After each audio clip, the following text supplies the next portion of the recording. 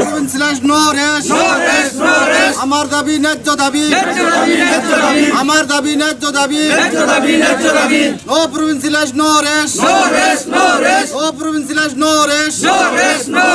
অসম সরকার হাই হাই, অসম সরকার হাই হাই, সরকার হাই হাই। কিয় আমি অনুৰোধ কৰি আছিল থ্ৰু দ্য মিডিয়া, কিয় একচেপ্ট কৰা নাই আমাৰ কথাটো।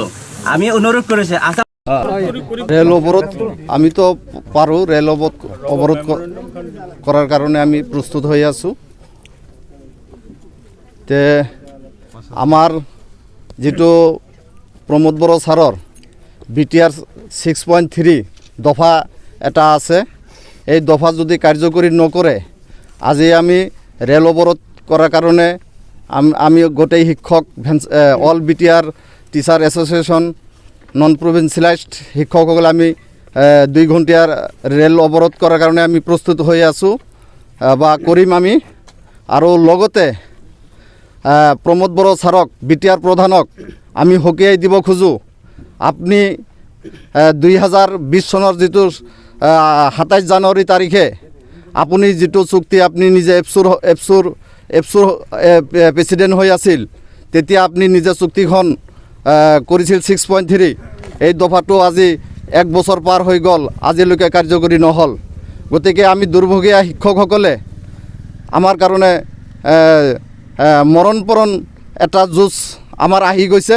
যদি আপোনালোকে, মই প্ৰমোদ বড়ো ছাৰক সকীয়াই দিছোঁ, যদি আমাৰ 6.3 দফা এই 2-4 দিনৰ ভিতৰত কাৰ্যকৰী নহয়, আমি অনশন পৰ্যন্ত আন্দোলনৰ কাৰণে আমি প্ৰস্তুতি লৈ আছোঁ। আচ্ছা, first of all I want to thanks media persons.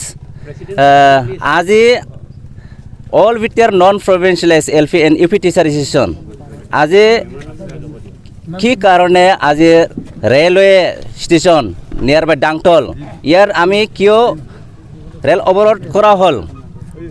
আজি 15 তারিখ মাজৰ আমি 4-5 বাৰ আমি ধৰ্ণা কাৰ্যসূচী লোৱা হৈছে। তাৰপিছত আজি আৰু আমি ডাংটল ওচৰৰ ৰেল ষ্টেচনটো আমি অৱৰোধ কৰা হৈছে, ৰেল ব্লকেট হৈছে। কি কাৰণে আমি দুৰ্গবাইজনক আমি লাজ কোৱা হৈছে, কাৰণ কিয়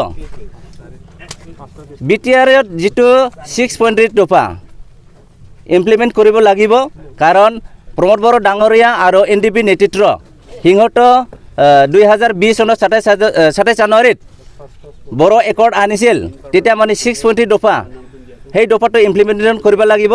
কাৰণ আজিলৈকে সিহঁতে কথা পতা নাই, কাৰণ আজি 5-6-7 বাৰ আমি ধৰ্ণা কাৰ্যসূচী লোৱা হৈছিল, ইয়াত মানে আজিলৈকে কথা দিয়া নাই। কাৰণ কিয় আমি অনুৰোধ কৰি আছিল থ্ৰু দ্য মিডিয়া, কিয় একচেপ্ট কৰা নাই আমাৰ কথাটো।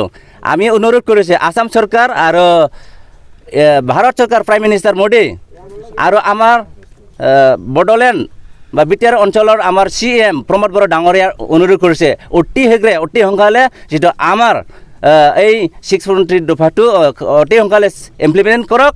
আৰু অহা 20 তাৰিখৰ অসমৰ বিধানসভা চলি যাব, এছেম্বলিত বহিব। ইয়াত মানে আমাৰ যিটো 6.3 দফা ইমিডিয়েট ইনক্লুড কৰি দিব লাগিব আৰু এজেণ্ডা হিচাপে সেই কামটো কৰি দিব লাগিব আৰু বাজাৰত ধৰিব লাগিব। আৰু আমাৰ কাৰণে এমেণ্ডমেণ্ট লাগিব।